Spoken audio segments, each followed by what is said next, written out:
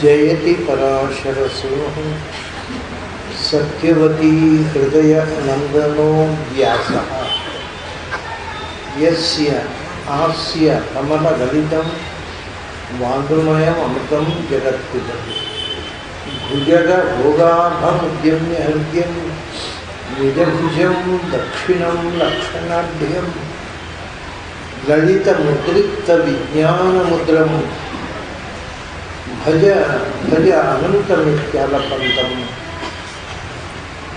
प्रणतवान् प्राणिनां प्राणभूतं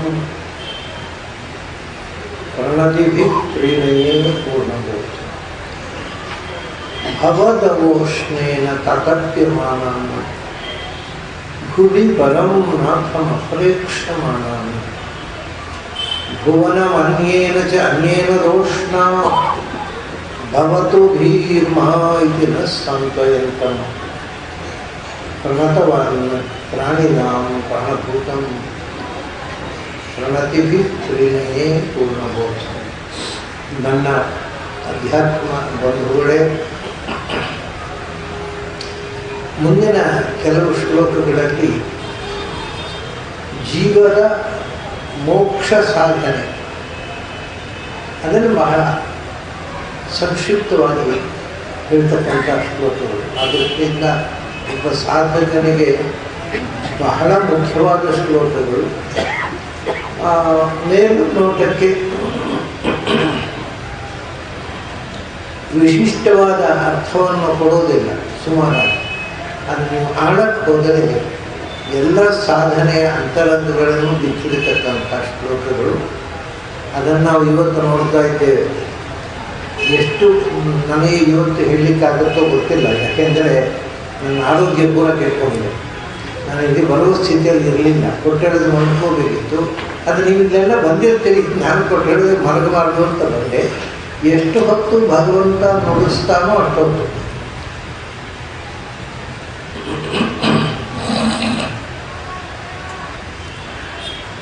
ಸಾಧನೆ ನಿನ್ನೆ ನಾನು ಅದನ್ನು ಪ್ರಾರಂಭ ಮಾಡಿದ್ದೆ. ಒಬ್ಬ ಮೋಕ್ಷಕ್ಕೆ ಹೋಗುವುದಕ್ಕೆ ಬೇಕಾಗಿದ್ದು ನಿವೃತ್ತಿ ಕರ್ಮ ನಿರತಾ ನಿರ್ಮಮ ನಿರಹಂಕೃತ. ಅಂದರೆ ಒಂದು ದೃಷ್ಟಾಂತ ಕೊಡ್ತೇನೆ. ನಿವೃತ್ತಿ ಕರ್ಮ ನಿರತಾ, ನಾವೀಗ ನಾವು ನಮ್ಮ ಮನೆಗೋಸ್ಕರ ಮಾಡೋದು ಪ್ರವೃತ್ತಿ ಕರ್ಮ, ನಮ್ಮ ಹೆಂಡತಿ ಮಕ್ಕಳಿಗೋಸ್ಕರ ಮಾಡೋದು ಪ್ರವೃತ್ತಿ ಕರ್ಮ, ಸಮಾಜಕ್ಕೋಸ್ಕರ ಮಾಡೋದು ನಿವೃತ್ತಿ ಕರ್ಮ, ಪರೋಪಕಾರಕ್ಕೋಸ್ಕರ ಲೋಕೋಪಕಾರಕ್ಕೋಸ್ಕರ ಮಾಡೋದು ನಿವೃತ್ತಿ ಕರ್ಮ. ಅದನ್ನೇ ಆಚಾರ್ಯರು ನಾನಾ ಜನಸ್ಯ ಶುಶ್ರೂಷಾ ಕರ್ತವ್ಯ ಕರವನ್ನಿದೆ ಅಂತ. ಇನ್ನೊಬ್ಬರಿಗೋಸ್ಕರ ನಾವು ಎಷ್ಟು ಮಾಡಿದೆವು ನಮ್ಮ ಜೀವನದಲ್ಲಿ. ಕೃಷ್ಣ ಒಂದು ಕಡೆ ಹೇಳ್ತಾನೆ, ನಿನಗೋಸ್ಕರ ಎಷ್ಟು ಅನ್ನ ಬೇಯಿಸಿದೆ ಅನ್ನೋದು ಮುಖ್ಯ ಅಲ್ಲ, ಇನ್ನೊಬ್ಬರಿಗೋಸ್ಕರ ನಿನ್ನ ಮನೆಯಲ್ಲಿ ಎಷ್ಟು ಅನ್ನ ಬೆಂದಿತ್ತು ಅದು ಮುಖ್ಯ. ಹಾಗೆ ನಾವು ಇನ್ನೊಬ್ಬರಿಗೋಸ್ಕರ ಮಾಡೋದುಂಟಲ್ವ, ಅದು ನಿವೃತ್ತಿ ಕರ್ಮ. ಆದರೆ ಅದರ ಜೊತೆಗೆ ಒಂದು ನಾವು ಯಾವುದೋ ಒಂದು ಫಲಾಪೇಕ್ಷೆಯಿಂದ ಇದನ್ನು ಮಾಡಿದರೆ ಇಷ್ಟು ದುಡ್ಡು ಬೇಕು, ಇಷ್ಟು ಲಾಭ ಬರಬೇಕು ಅನ್ನುವ ಅಪೇಕ್ಷೆಯಿಂದ ಮಾಡಿದರೆ ಅದು ಕರ್ಮವೇ ಆಗೋದು ಅಲ್ಲ. ಕರ್ಮ ಅನ್ನೋದಕ್ಕೆ ಯಾವತ್ತೂ ಫಲಾಪೇಕ್ಷೆ ಇರಬಾರ್ದು. ಕಾರಣ ಹಿಂಗೆ ಹೇಳಿದ್ರು, ನಿಸ್ಸಂಗಾಹ, ಫಲಾಪೇಕ್ಷೆ ಇರೋದಿಲ್ಲ. ಆದರೆ ನಮಗೆ ಕಾಡ್ತಕ್ಕಂಥ ಭಾಳ ದೊಡ್ಡ ಸಂಗತಿ ಇದ್ದರೆ, ನಾನು ಮಾಡಿದ್ದೇನೆ, ನಾನು ಎಷ್ಟು ಸರ್ವಿಸ್ ಮಾಡಿದೆ ನೋಡಿ, ನಾನೇನೋ ಸಂಬಳ ತಗೊಂಡ ದುಡ್ಡು ಅಪೇಕ್ಷೆ ಮಾಡಿದ್ರೆ ನಿಸ್ಪೃಹನಾಗಿ ಎಷ್ಟು ಜನರಿಗೆ ಉಪಕಾರ ಮಾಡಿದೆ ಅಂತ ಭಾವನೆ ಬಂದರೆ ನಾವು ಮಾಡಿದ ಉಪಕಾರ ಎಲ್ಲ ವ್ಯರ್ಥವಾಗುತ್ತೆ. ನಾನು ಮಾಡಿದೆ, ನನ್ನಿಂದಾಗಿ ಸಮಾಜಕ್ಕೆ ಎಷ್ಟು ಉಪಕಾರ ಆಯಿತು ಅನ್ನೋ ಭಾವನೆ ಬಿಟ್ಟು ನನಗೆ ಈ ಕೆಲಸ ಮಾಡೋ ಅವಕಾಶ ಭಗವಂತ ಕೊಟ್ಟ ಅಷ್ಟೇ ತಿಳ್ಕೊಂಡು ಮಾಡೋದು. ನಿವೃತ್ತಿ ಕರ್ಮ ನಿರತಾ ನಿರ್ಮಮ ನಿರಹಂಕೃತ. ಅದು ಯಾವಾಗ ಸಾಧ್ಯ ಆಗುತ್ತೆ ಅಂದರೆ ಸ್ವಧರ್ಮಾಖ್ಯಸ್ಯ ಸತ್ವಸ್ಯ ಪರಿಶುದ್ಧೇನ ಚೇತಸ. ಒಂದು ನಮ್ಮ ಧರ್ಮ ಅನ್ನೋದು ಕೇವಲ ಸಾತ್ವಿಕ ಗುಣಗಳಿಂದ ಪ್ರಚೋದಿತವಾಗಿರಬೇಕು. ಅದು ರಾಜಸ ಆದ ಕೂಡಲೇ ಸ್ಪರ್ಧೆ ಬರುತ್ತೆ. ಸೋಷಿಯಲ್ ಸರ್ವಿಸ್ ಅವರಿಗಿಂತ ನಾನು ಹೆಚ್ಚು ಪ್ರಶಸ್ತಿ ಪಡೆಯಬೇಕು, ಅವರಿಗಿಂತ ಹೆಚ್ಚು ನಾನು ಮಾಡಬೇಕು ಅನ್ನುವಂಥದ್ದು. ಅದರಿಂದ ಕೇವಲ ಸತ್ವಗುಣದಿಂದ ನಮ್ಮ ಇಡೀ ಬದುಕನ್ನು ರೂಪಿಸುವಂಥ ನಮ್ಮ ಧರ್ಮ ಅನ್ನೋದರ ಹಿಂದೆ ಇರಬೇಕಾದ್ದು 3 ಗುಣಗಳು ಮನುಷ್ಯನ ಬದುಕಿನಲ್ಲಿ ಇವೆ, ಅದರಲ್ಲಿ ಗೊತ್ತಿದೆ. ಈ 3 ಗುಣಗಳನ್ನು ಮೀರಿ ಯಾರು ತ್ರೈಗುಣ್ಯ ವಿಷಯ ಅತೀತರಾಗೋದು ಸಾಧ್ಯ ಇಲ್ಲ. ಆ 3 ಗುಣಗಳಲ್ಲಿ ನಮ್ಮಲ್ಲಿ ಹೆಚ್ಚಾಗಿ ರಜಸ್ಸು ತಮಸ್ಸುಗಳೇ ಕಾಡ್ತಾ ಇದ್ದಾರೆ. ಎಲ್ಲೋ ಅಪರೂಪಕ್ಕೊಮ್ಮೆ ಸತ್ವ. ಇದನ್ನು ಎಚ್ಚರದಿಂದ ನೋಡುವಂಥ ಯಾವುದು ಸತ್ವ, ಯಾವುದು ರಜಸ್ಸು, ಯಾವುದು ತಮಸ್ಸು, ನಾನೀಗ ಮಾಡ್ತಾ ಇರುವ ಕ್ರಿಯೆ ಹಿಂದೆ ಇರುವುದು ಯಾವುದು, ಹಾಗೆ ವಿಶ್ಲೇಷಣೆ ಮಾಡ್ತಾ ಹೋದಾಗ ಇದು ರಜೋಗುಣದಿಂದ ನಾನು ಹೀಗೆ ಮಾಡಿದೆ, ಇನ್ನು ಮೇಲೆ ಮಾಡಬಾರದು ಹೀಗೆ, ಇದು ತಮೋ ಗುಣದಿಂದ ಹೀಗಾಯಿತು, ಇನ್ನು ಮೇಲೆ ಹೀಗೆ ಮಾಡಬಾರದು. ಈಗ ನಾನು ಸ್ಪಷ್ಟವಾಗಿ ಗೊತ್ತಾಗುತ್ತೆ ನಮಗೆ. ರಜೋಗುಣದಲ್ಲಿ ಸ್ಪರ್ಧೆ ಇರುತ್ತೆ, ಅವ್ರಿಗಿಂತ ಚೆನ್ನಾಗಿ ನಾನು ಮಾಡಬೇಕು, ಅಥವಾ ತಿರಸ್ಕಾರ ಸ್ಪರ್ಧೆ, ಅವರೇನು ಮಹಾ, ಅವ್ರನ್ನ ದೊಡ್ಡ ಸಂಗತಿ ಅಂತ ಅವರನ್ನು ಇಗ್ನೋರ್ ಮಾಡುವ ಅಂತ ಕಾಣುತ್ತೆ. ಅದು ಅದರಿಂದ ರಜೋಗುಣದ ಕೆಲಸ ಏನು ತಿಳಿಯೋದು ಏನೂ ಕಷ್ಟ ಇಲ್ಲ. ನಮ್ಮನ್ನು ಯಾವ ಗುಣ ಆಳ್ತಾ ಇದೆ, ರಜೋಗುಣ ತಮೋಗುಣ ಆಗಬಾರದು, ಸತ್ವಗುಣ ಆಗಬೇಕು. ಅದು ಸ್ವಧರ್ಮವಾಗಬೇಕು. ಸತ್ವಗುಣದಲ್ಲೇ ನಮ್ಮ ಬದುಕು, ಅದು ನಮ್ಮ ಸ್ವಧರ್ಮ. ಸಾತ್ವಿಕನಿಗೆ ಇನ್ನೊಬ್ಬರಿಗೆ ಕಷ್ಟದಲ್ಲಿದ್ದಾಗ ನಿವೃತ್ತಿ ಕರ್ಮ, ಅವನಿಗೆ ನೆರವು ನೀಡಬೇಕು ಅಂತ ಅನ್ನಿಸುತ್ತೆ, ಆದರೆ ಅದು ನೆರವು ಅಂತ ಅನ್ನಿಸುವುದಿಲ್ಲ. ನೆರವು ನೀಡುವುದ್ರೆ ಹೆಲ್ಪ್ ಮಾಡೋದು, ಅದರ ಒಂದು ಈಗೋ ಇದೆ, ನಾನು ಅವನಿಗೆ ಹೆಲ್ಪ್ ಮಾಡಿದೆ ಅಂತ ಅಂದ, ಅದು ರಜೋಗುಣ ಮಾಡೋದು. ನಾನು ಅವನಿಗೆ ಹೆಲ್ಪ್ ಮಾಡಿದೆ ಅನ್ನೋದು ಆ ಶಬ್ದವೇ ನಮ್ಮ ಮನಸ್ಸಿನ ಪ್ರವೃತ್ತಿಯನ್ನು ವಿವರಿಸುತ್ತೆ. ಅದು ರಜೋಗುಣ ಆಯಿತು. ನಾನು ಅವನನ್ನು ಹೆಲ್ಪ್ ಮಾಡಿದೆ, ನಾನು ಇಲ್ಲದೇ ಇರ್ತಿದ್ರೆ ಅವನ ಮೇಲೆ ಬರಲಿಕ್ಕಿದ್ದ, ಇದು ತಮೋಗುಣ. ಹಾಗಾಗಿ ಈ ಹೆಲ್ಪ್ ಅನ್ನೋ ಶಬ್ದವೇ ನಮ್ಮನ್ನು ದಾರಿಪಡಿಸ್ಬೋದು. ಇನ್ನೊಬ್ಬರಿಗೆ ಅದಕ್ಕೆ ಆಚಾರ್ಯ ಹೇಳಿದ್ರು, ನಾನಾ ಜನಸ್ಯ ಶುಶ್ರೂಷ. ಹೆಲ್ಪರ್ ಶಬ್ದ ಬಳಸುವುದಿಲ್ಲ ಅವರು. ಯಾರಿಗೆ ಅಗತ್ಯ ಇದೆ ಅವರಿಗೆ ನಿನ್ನ ಶುಶ್ರೂಷೆ, ಸೇವೆ, ಸರ್ವೀಸ್ ಕೊಡು. ಆಗ ಅಹಂಕಾರ ಮಮಕಾರಗಳಿಗೆ ಅವಕಾಶ ಇಲ್ಲ. ಯಾವಾಗ ಸರ್ವೀಸ್ ಅನ್ನೋ ಭಾವ ಬಂತು, ಅದು ಸತ್ವ, ಅದು ಸ್ವಧರ್ಮ. ಇನ್ನೊಬ್ಬರಿಗೆ ಅಗತ್ಯವಿದ್ದಾಗ ಅವರಿಗೆ ಅವರ ಕೆಲಸವನ್ನು ಮಾಡುವುದು, ಸರ್ವೀಸ್ ಮಾಡಲಿಕ್ಕೋಸ್ಕರ ಧಾವಿಸುವುದು ನನ್ನ ಸ್ವಧರ್ಮ. ಅದು ಸ್ವಾರ್ಥ ಅಲ್ಲ, ಅದು ಅಥವಾ ಸ್ಪರ್ಧೆಯೂ ಅಲ್ಲ, ಏನೂ ಅಲ್ಲ. ಹಾಗೆ ಆಗಬೇಕಾಗಿದ್ದರೆ ಮೊದಲು ಏನಾಗಬೇಕು ಅಂದರೆ ಪರಿಶುದ್ಧೇನ ಚೇತಸ, ಮನಸ್ಸು ಸೋಸಿ ಸೋಸಿ ಸೋಸಿ ಪ್ಯೂರಿಫೈ ಆಗ ಶುದ್ಧವಾದ ಮನಸ್ಸು, ಕೆಟ್ಟ ಯೋಚನೆಯೇ ಬರಲಿಕ್ಕಿಲ್ಲ. ಇದೆಲ್ಲ ಕಷ್ಟದ ಸಂಗತಿಗಳಲ್ಲವೇ ಅಲ್ಲ. ನಾವು ಬಾಲ್ಯದಿಂದ ಹೀಗೆ ಟ್ರೈನಿಂಗ್ ಕೊಡ್ತಾ ಬಂದರೆ ದಿಸ್ ಈಸ್ ವೆರಿ ನ್ಯಾಚುರಲ್. ಮನಸ್ಸು ಶುದ್ಧವಾಗಿರಬೇಕು, ಕೆಟ್ಟದ್ದನ್ನು ಯೋಚಿಸಬಾರದು. ಬಹಳ ಸುಲಭ ಇದು. ಈಗ ನಾವು ಹೀಗೆ ಮನಸ್ಸಿಗೆ ಟ್ರೈನಿಂಗ್ ಕೊಡ್ತಾ ಇದ್ದರೆ ಮನಸ್ಸು ಬೇಗ ಆ ದಾರಿಯನ್ನು ಒಗ್ಗಿಸಿಕೊಳ್ಳುತ್ತೆ. ಅದು ಕೆಟ್ಟದ್ದನ್ನು ಯೋಚಿಸುವುದನ್ನು ಬಿಡುತ್ತೆ. ಮನಸ್ಸು ಮಾತ್ರ ಅಲ್ಲ, ಚೇತಸ್ಸು. ಮನಸ್ಸಿನಲ್ಲಿ ಕೆಟ್ಟದ್ದು ಬಂದ ಕೂಡಲೇ ಬಾಯಲ್ಲಿ ಕೆಟ್ಟದ್ದು ಬರುತ್ತೆ. ಕೆಟ್ಟ ಮಾತುಗಳು, ಅಸಹ್ಯವಾದ ಮಾತುಗಳು, ಅಸಭ್ಯವಾದ ಮಾತುಗಳು ಬಾಯಲ್ಲಿ ಬರುತ್ತೆ. ಅದು ಬರಬಾರದು ಮನಸ್ಸಲ್ಲಿ ಕೆಟ್ಟ ವಿಚಾರ. ಯಾಕಂದರೆ ಮಾತು ಮನಸ್ಸಿನ ರಿಫ್ಲೆಕ್ಷನ್ನು. ನಮ್ಮ ತಲೆ ಒಳಗೆ ಏನಿತ್ತು ಅದು ಬಾಯಲ್ಲಿ ಬರುತ್ತೆ. ಕೆಟ್ಟ ಮಾತು ಬಾಯಲ್ಲಿ ಬಾರಬಾರದು, ಅಂದರೆ ಕೆಟ್ಟ ವಿಚಾರ ತಲೆಯಲ್ಲಿ ಸುಳಿಯಬಾರದು. ಇದು ಬಾಲ್ಯದಿಂದ ಟ್ರೈನಿಂಗ್ ಮಾಡಿದರೆ ಅನಾಯಾಸವಾಗಿ ಸಾಧ್ಯವಾಗುವ ಸಂಗತಿಗಳು. ಇದಕ್ಕೇನು ಮಹಾ ಸಾಧನೆ ಬೇಡ, ಏನೂ ಬೇಡ. ನಾವು ಈ ರೀತಿ ಬಾಲ್ಯದಿಂದ ಮಕ್ಕಳಿಗೆ ತರಬೇತಿ ಕೊಡ್ತಾ ಬಂದರೆ ಅದನ್ನ ಪರಿಶುದ್ಧೇನ ಚೇತಸ, ಮನಸ್ಸು ಪರಿಶುದ್ಧ ಅಂದರೆ ಪರಿ ಅಂದರೆ ಪರಿತಃ, ಯಾವ ಕಡೆಯಲ್ಲೂ ಕೊಳೆ ಅಂಟಿಕೊಳ್ಳಬಾರ್ದು ಮನಸ್ಸಿಗೆ. ಎಂತಹ ಸಂದರ್ಭ ನಮ್ಗೆ ಗೊತ್ತಿಲ್ಲದ ಹಾಗೆಯೇ ಎಲ್ಲೋ ಒಂದು ಕಡೆ ಕೊಳೆ ಅಂಟಿಕೊಳ್ಳುತ್ತೆ ಮನಸ್ಸು.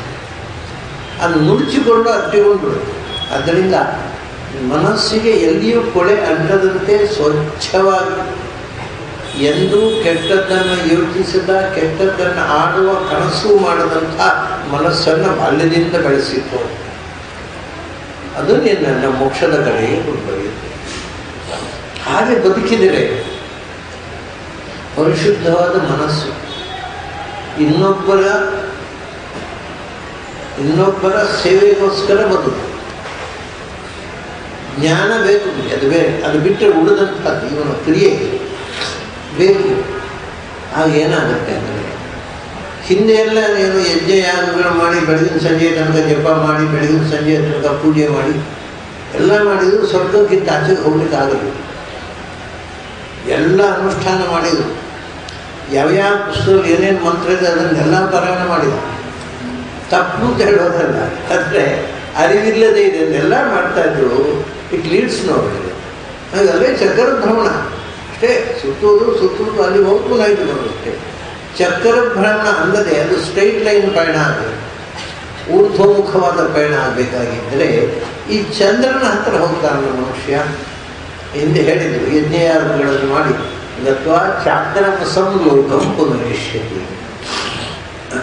ಚಂದ್ರನ ಹತ್ರ ಹೋಗುವವನು ಮತ್ತೆ ಇಲ್ಲಿ ಬರಲೇಬೇಕು. ಅದು ಸರ್ಕ್ಯುಲರ್ ಮೂವ್ಮೆಂಟ್. ಈ ನಿಸ್ಪೃಹವಾದ ಕರ್ಮಾನುಷ್ಠಾನ, ಇನ್ನೊಬ್ಬರ ಸರ್ವಿಸ್ಗೋಸ್ಕರ ನಮ್ಮ ಬದುಕನ್ನು ಮೀಸಲಿಡುವುದು, ಯಾವತ್ತೂ ಯಾರಿಗೂ ಕೆಟ್ಟದ್ದನ್ನು ಯೋಚಿಸದೇ ಇರುವುದು, ಆಡದೇ ಇರುವುದು.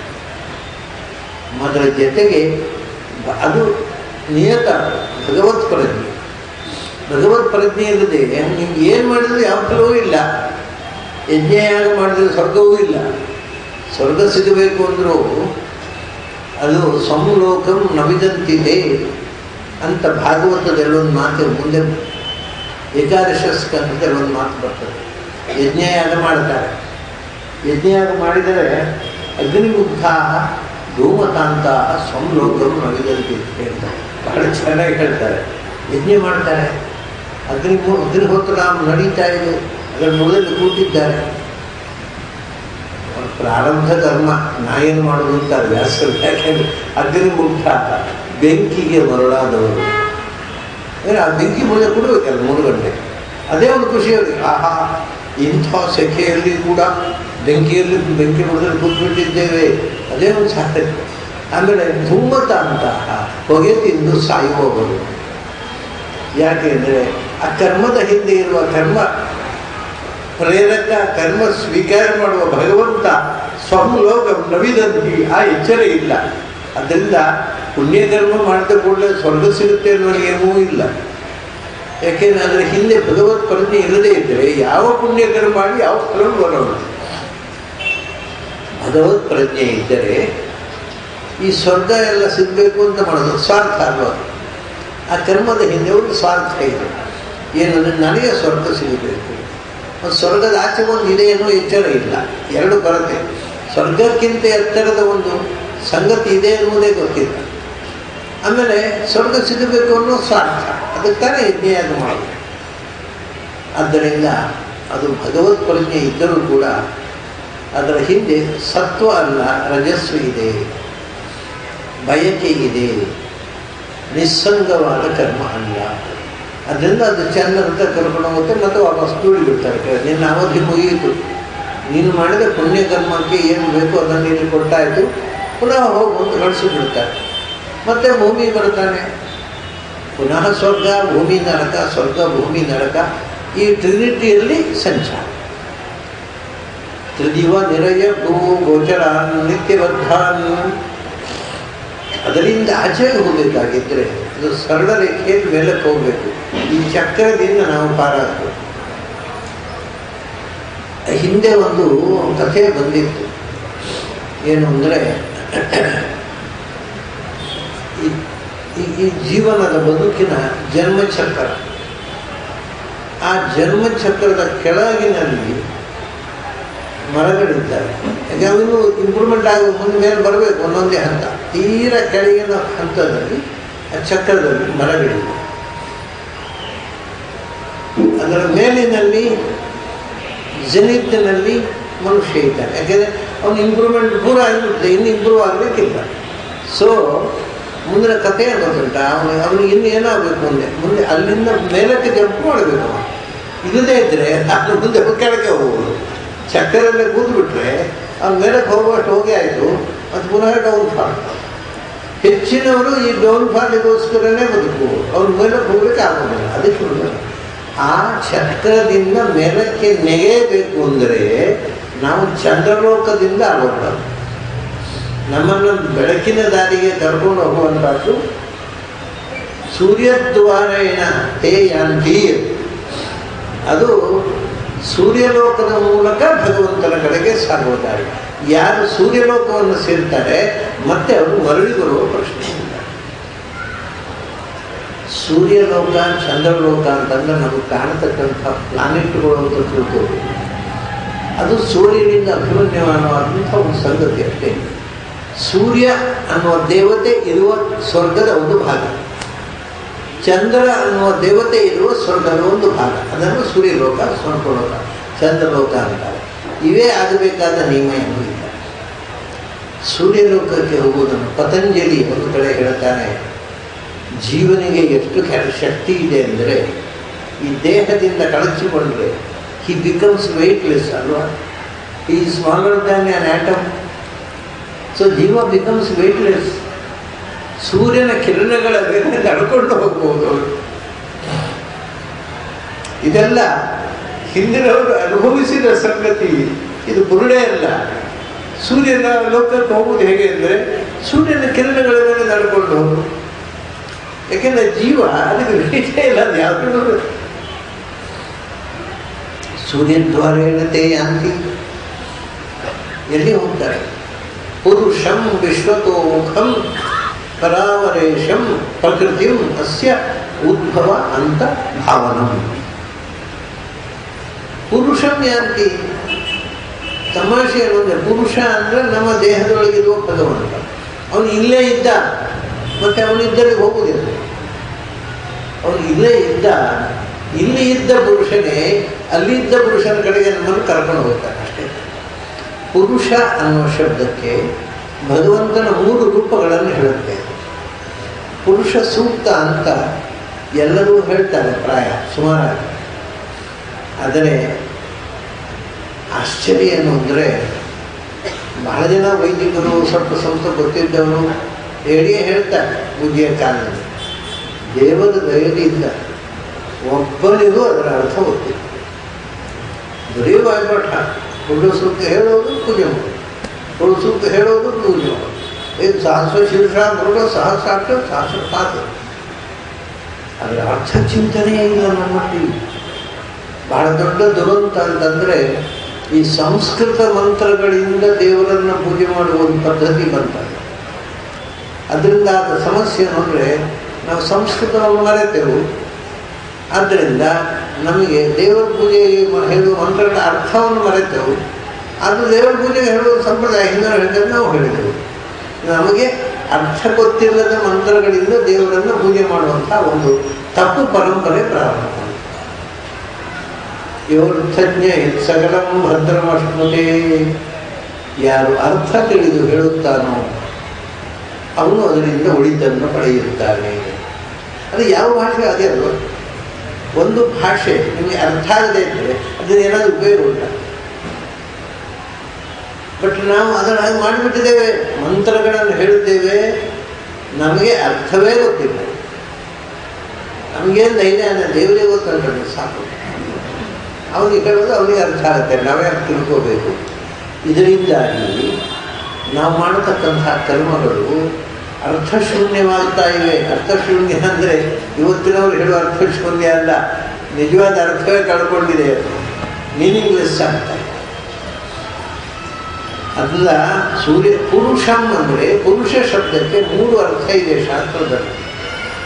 ಒಂದು, ಸೃಷ್ಟಿಯಾಗುವ ಮುಂಚೆ, ಇಡೀ ವಿಶ್ವ ಸೃಷ್ಟಿಯಾಗುವ ಮುಂಚೆ ಅನಂತ ಆಕಾಶದಲ್ಲಿ ವ್ಯಾಪಿಸಿರುವ ಭಗವಂತನ ರೂಪ.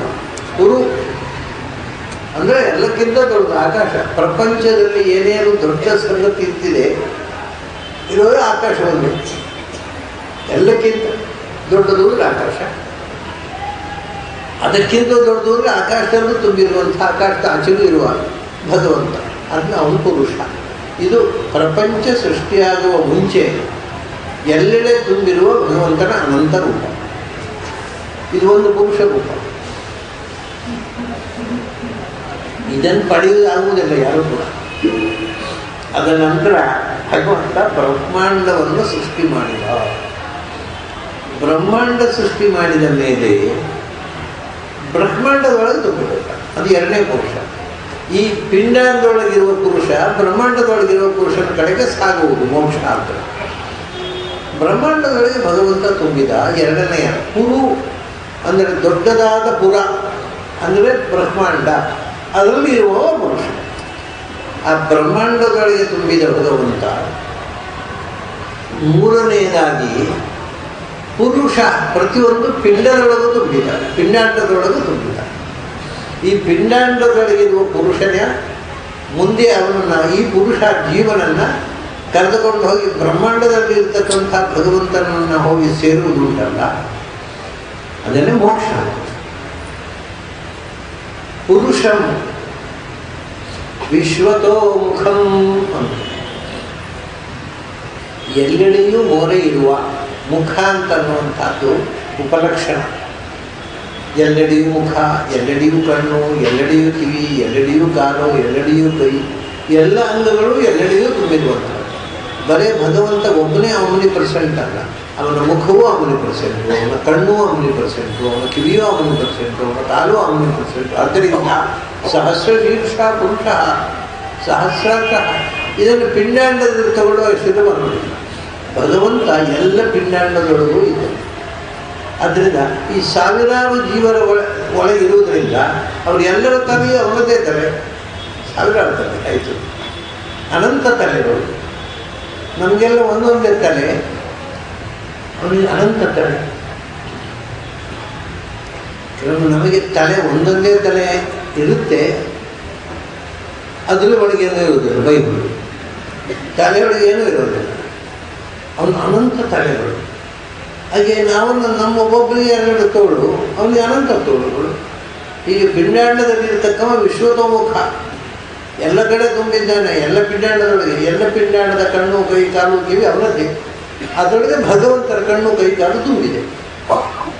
ಅದೇ ಬ್ರಹ್ಮಾಂಡಕ್ಕೆ ಹೋದಾಗ ಬ್ರಹ್ಮಾಂಡದೊಳಗೆ ವಿಶ್ವತಃ ಇಡೀ ಪ್ರಪಂಚದ ಬ್ರಹ್ಮಾಂಡದೊಳಗೆ, ಬ್ರಹ್ಮಾಂಡದ ಹೊರಗೆ ಏನೂ ಇಲ್ಲ. ಅದಕ್ಕೆ ಅಲೋಕಾಕಾಶ ಅಂತ ಶಾಸ್ತ್ರ. ಜೈನರು ಅಲೋಕಾಕ ಯಾವ ಲೋಕವೂ ಇಲ್ಲದ ಈ ಥರ ಈ ಪ್ರಪಂಚ ಇರೋದು ಬ್ರಹ್ಮಾಂಡದೊಳಗೆ. ಹಾಗಾಗಿ ವಿಶ್ವ ಅಂತ ಏನು ಕಾನ್ಸೆಪ್ಟ್ ಇದೆ, ಯೂನಿವರ್ಸ್, ಅದೆಲ್ಲ ಇರೋದು ಬ್ರಹ್ಮಾಂಡದೊಳಗೆ. ಆ ಎಲ್ಲ ವಿಶ್ವದ ಒಳಗೂ ತುಂಬಿರತಕ್ಕಂಥದ್ದು ಭಗವಂತನ ಎರಡನೇ ರೂಪ. ಬ್ರಹ್ಮಾಂಡದಲ್ಲಿ ತುಂಬಿರುವಂಥದ್ದು ಅದು ವಿಶ್ವತೋಮುಖ. ಈ ಬ್ರಹ್ಮಾಂಡದಲ್ಲಿ ಎಲ್ಲಿ ನೋಡಿದರೂ ಭಗವಂತನ ಮುಖ, ಕಣ್ಣು, ಕಿವಿ, ಕಾಲು. ಅನಂತಂ ವಿಶ್ವತೋಮುಖಂ ಪರಾವರೇಶಂ. ಈ ಪ್ರಪಂಚ ಅಂತಂದರೆ ದೊಡ್ಡದು ಸಣ್ಣದು, ದೊಡ್ಡದು ಸಣ್ಣದು, ಈ ತಾರತಮ್ಯಗಳಿಂದ ಕೂಡಿರತಕ್ಕಂಥ ಜಗತ್ತು.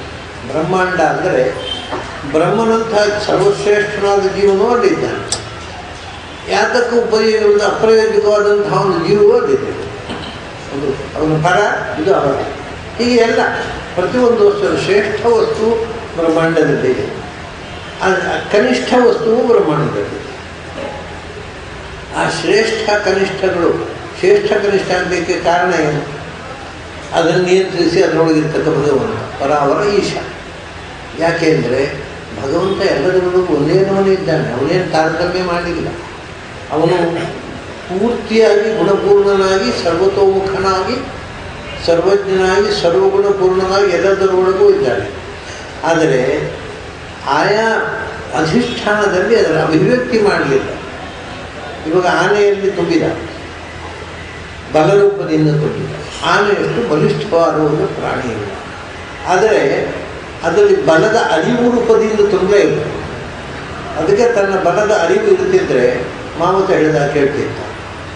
ಮಾವುತಾನು ನಡುಗುತ್ತದೆ, ಯಾಕೆಂದರೆ ಅವರು ಏನೋ ನನಗಿಂತ ಬಲಿಷ್ಠ, ನನ್ನ ಮುಸುಳು. ಅದಕ್ಕೆ ತನ್ನ ಬಲದ ಅರಿವಿದ್ದರೆ ಮಾವುತನಿಗೆ ಅಸ್ತಿತ್ವವೇ ಇಲ್ಲ. ಆದರೆ ಅದಕ್ಕೆ ಬಲವನ್ನು ಕೊಟ್ಟ, ಬಲದ ಅರಿವು ಕೊಡಲಿ.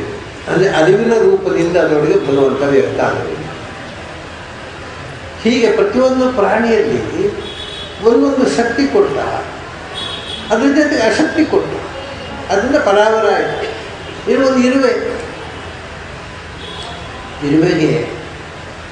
ಇರುವೆಯನ್ನು ನೀವು ನೋಡಬೇಕು. ಇರುವೆಗಿರುವಷ್ಟು ಒಗ್ಗಟ್ಟು ಮನುಷ್ಯರಿಗಿರ್ತಿದ್ರೆ ಇವತ್ತು ಪ್ರಪಂಚ ಹೇಗಿರ್ತೈತೆ. ಒಂದು ಹುಳ ಬಿದ್ದರೆ ಅದನ್ನು ಎಳ್ಕೊಂಡು ಹೋಗಿ 100 ಇರುವೆಗಳು ಒಗ್ಗಟ್ಟಾಗಿ ಕೆಳಗೆ ಮೇಲೆ ಕೇಳ್ಕೊಂಡು ಹೋಗುತ್ತಾರೆ. ಆ ಒಗ್ಗಟ್ಟು ಅದು ಹುಳವನ್ನು ಒಂದು ಇರುವೆ ಆದರೆ ಅದು ಬಿದ್ದು ಸರ್ವನಾಶ ಆಗೋದು. 50 ಒಂದು ಘಟನೆ ನಡೀತು ಅಂದರೆ ಅಷ್ಟು ಇರುವೆಗಳು ಒಟ್ಟಾಗ್ತವೆ. ಆ ಯೂನಿಟಿ, ಅವು ಸಂಘಟನೆ, ಅವುಗಳಿರ್ತಕ್ಕಂಥ ಒಗ್ಗಟ್ಟು, ಸಹಕಾರ, ಪರಸ್ಪರ ಶುಶ್ರೂಷೆ, ಸರ್ವೀಸ್, ಅದು ನೋಡಬೇಕು. ಆ ಪ್ರಾಣಿಗಳನ್ನು ನೋಡಿ ನಾವು ಕಲಿಯಬೇಕು. ಒಂದೊಂದು ಸಣ್ಣ ಪ್ರಾಣಿಯಲ್ಲಿ ಕೂಡ ಒಂದು ವಿಚಿತ್ರವಾದ ಶಕ್ತಿ, ಅವುಗಳಲ್ಲಿ ಒಂದು ಯೂನಿಟಿ, ಅದೆಲ್ಲ ಅದ್ಭುತ.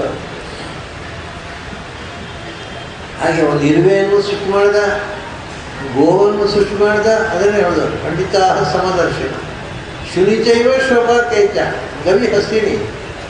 ಗೋವನ್ನು ಸೃಷ್ಟಿ ಮಾಡಿದ, ಗೋವು ಸೃಷ್ಟಿ ಮಾಡಿದ್ದರಿಂದ ಒಂದು ಕಾಲದಲ್ಲಿ ಗೋವಿನ ಮಹತ್ವದ ಜ್ಞಾನವೇ ಇರಲಿಲ್ಲ ಭಾರತೀಯರಿಗೆ ಕೂಡ.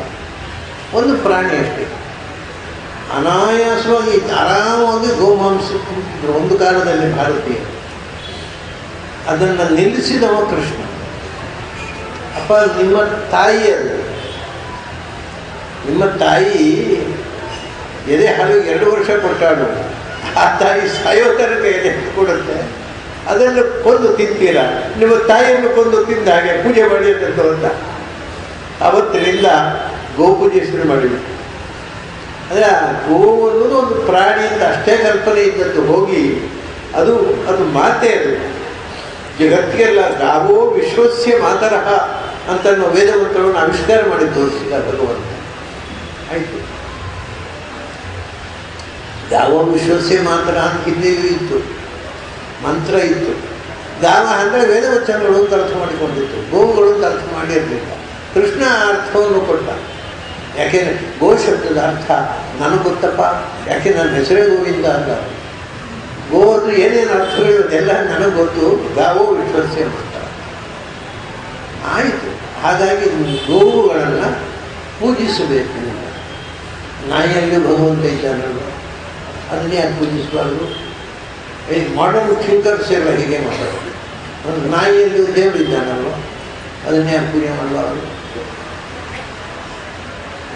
ಅದಕ್ಕೆ ವಿಷಯ ನಾಯಿಯಲ್ಲಿ, ಗೋವಿನಲ್ಲಿ ಭಗವಂತ ಇದ್ದಾನೆ ಮತ್ತು ಅದರಲ್ಲಿ ಒಂದು ಪ್ಯೂರಿಟಿ ಕೊಟ್ಟ, ಶುದ್ಧಿಯನ್ನು.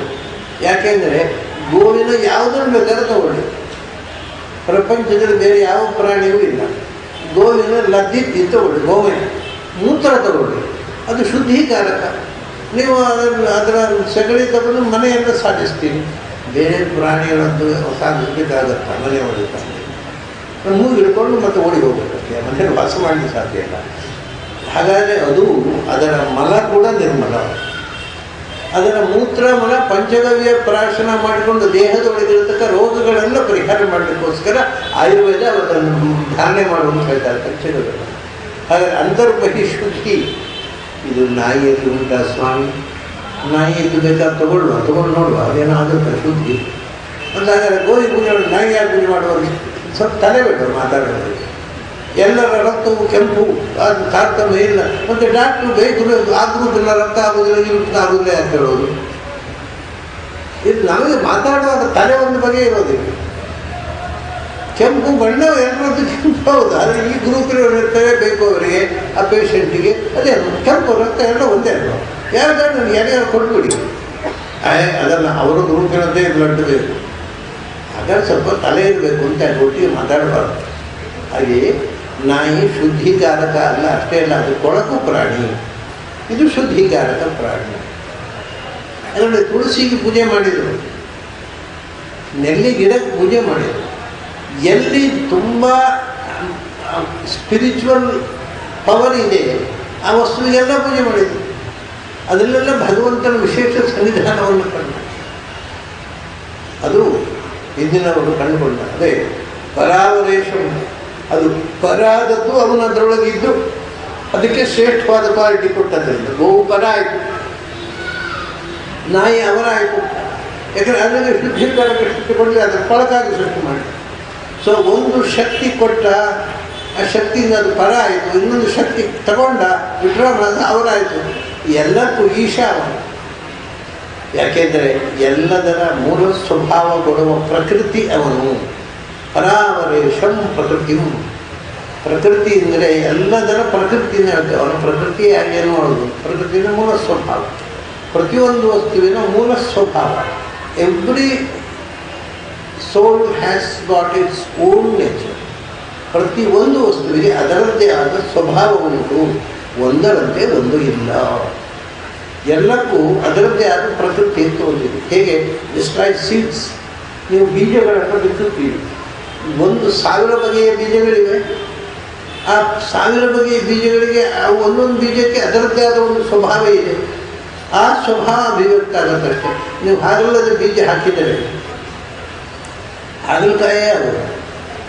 ಅದಕ್ಕೆ ಬೇಕಾದ್ರೆ ಸಕ್ಕರೆ ಪಾನಕ ಹಾಕಿ ಗೊಬ್ಬರ ಆಗೋದು, ಹಾಗಲಕಾಯೇ ಆಗೋದು, ಕಹಿ ಆಗೋದು. ಹುಣಸೆ ಬೀಜ ಹಾಕಿದರೆ ಹುಣಸೆ ಮರವೇ ಆಗೋದು. ಮಾವಿನ ಬೀಜ ಹಾಕಿದರೆ ಅಂದರೆ ಪ್ರತಿಯೊಂದು ಬೀಜಕ್ಕೆ ಒಂದು ಸ್ವಭಾವ ಇದೆ. ಹಾಗೆ ಪ್ರತಿಯೊಂದು ಜೀವಕ್ಕೆ ಜೀವದ್ದೇ ಆದ ಸ್ವಭಾವ ಇದೆ. ನಿಮ್ಮ ಹಾಗೆ ನಾನಲ್ಲ, ನನ್ನ ಹಾಗೆ ನೀವಲ್ಲ. ಎಲ್ಲರೂ ಒಳ್ಳೆಯರಿರ್ಬೋದು, ಎಲ್ಲರೂ ಸಾತ್ವಿಕರಿರ್ಬೋದು. ಎಲ್ಲ ಸಾತ್ವಿಕರು ಒಂದೇ ಥರ ಅಲ್ಲ. ಒಬ್ಬ ಸಾತ್ವಿಕರಂತೆ ಇನ್ನೊಬ್ಬರಿಲ್ಲ. ಯಾಕೆಂದರೆ ಪ್ರತಿಯೊಬ್ಬರಿಗೆ ಅವನದ್ದೇ ಆದ ಸ್ವಂತವಾದ ವ್ಯಕ್ತಿತ್ವ ಇದೆ. ಅದೇ ಪ್ರಕೃತಿ. ಅದನ್ನು ಎಲ್ಲರಿಗೂ ಆ ಸ್ವಂತಿಕೆಯನ್ನು ಕೊಟ್ಟವನು ಭಗವಂತ. ಅದನ್ನು ಹುಡುಕಬೇಕು. ಅವನ ಗತಿಯಲ್ಲಿ ಅವನ ದಾರಿ ಯಾವುದು ಹುಡುಕಬೇಕು, ಅವನ ಪ್ರಕೃತಿ ಯಾವುದು ಅಂತ ಗೊತ್ತಾಗಬೇಕು. ಆ ಪ್ರಕೃತಿ ಅಸ್ಯ ಉದ್ಭವ ಅಂತ ಭಾವನ. ಜಗತ್ತಿನ ಸೃಷ್ಟಿ ಮತ್ತು ಕೊನೆಗಳಿಗೆ ಕಾರಣನಾದವ. ಸೃಷ್ಟಿ ಸಂಹಾರಗಳನ್ನು ಸೃಷ್ಟಿ ಸಂಹಾರ ಲೀಲಾ ವಿಲಾಸ ತತಂ. ಹಾಗೆ ಜಗತ್ತಿನ ಸೃಷ್ಟಿ ಸಂಹಾರಗಳನ್ನು ನಿಯಂತ್ರಿಸುತ್ತಾ ಪ್ರತಿಯೊಂದು ವಸ್ತುವಿಗೆ ಅದರದ್ದೇ ಆದ ಸ್ವಭಾವವನ್ನು ಕೊಟ್ಟು ಪ್ರತಿಯೊಂದು ವಸ್ತುವಿನಲ್ಲಿ ನೇನು ಕೀಳು ತಾರತಮ್ಯಕ್ಕೆ ಕಾರಣವಾಗಿ ಸನ್ನಿಧಾನ ವಿಶೇಷದಲ್ಲಿ ಇದ್ದು ಇಡೀ ಜಗತ್ತನ್ನು ನಿಯಂತ್ರಿಸುವ ಪುರುಷನ ಬಳಿಗೆ ಹೋಗುವುದೇ ಮೋಕ್ಷ ಆಗಿದೆ. ಮೊದಲು ಇಲ್ಲೇ ಇದ್ದಾನೆ, ಆ ನಾಯಿಯೊಳಗೂ ಇದ್ದಾನೆ, ಮನುಷ್ಯನೊಳಗೂ ಇದ್ದಾನೆ, ದನದೊಳಗೂ ಇದ್ದಾನೆ. ಅವನ ಹತ್ರ ಹೋಗುವುದೇ ಮೋಕ್ಷ. ಅಂದರೆ ಅವನು ಇದ್ದಾನೆ ಅಂತ ಗೊತ್ತಿದ್ದ, ನಮ್ಮೊಳಗೆ ಇದ್ದಾನೆ, ನಮ್ಮೊಳಗಿದ್ದಾನೆ ಅನ್ನೋದು ಗೊತ್ತಿದ್ದ. ಅವನ ಇರವಿನ ಅರಿವೇ ನಿಜವಾದ ಮೋಕ್ಷ ಅಂತ ಹೋಗುವುದು. ಮತ್ತೆ ಟು ಗೋ ಅಲ್ಲ, ಮೊದಲು ಟು ನೋ ಆದರೆ ಟು ಗೋ. ಮೊದಲು ತಿಳ್ಕೋಬೇಕು. ಆ ಒಳಗೆ ಇರತಕ್ಕ ಭಗವಂತನ ಇರವಿನ ಸಾಕ್ಷಾತ್ಕಾರವೇ ಮೋಕ್ಷ. ಅದಕ್ಕೆ ಅಲ್ಲಿಂದ ಮತ್ತೆ ಹಾಗೆ ತಿಳ್ಕೊಂಡು ಇದ್ದರೆ ನೀನು ಸೂರ್ಯನ ಕಿರಣಗಳ ಮೇಲೆ ನಡ್ಕೊಂಡು ಸೂರ್ಯಮಂಡಲಕ್ಕೆ ಹೋಗ್ಬೋದು. ಎಲ್ಲಿ ಬೇಕಾದ್ರೆ ಅಲ್ಲಿ ಹೋಗ್ಬೋದು. ನಿನಗೆ ದಾರಿ ಗೊತ್ತಾಗಿ ಹೋಗಿದೆ. ದಾರಿ ಗೊತ್ತಾದ್ಮೇಲೆ ಹೋಗೋದು ಕಷ್ಟ ಅಲ್ಲ.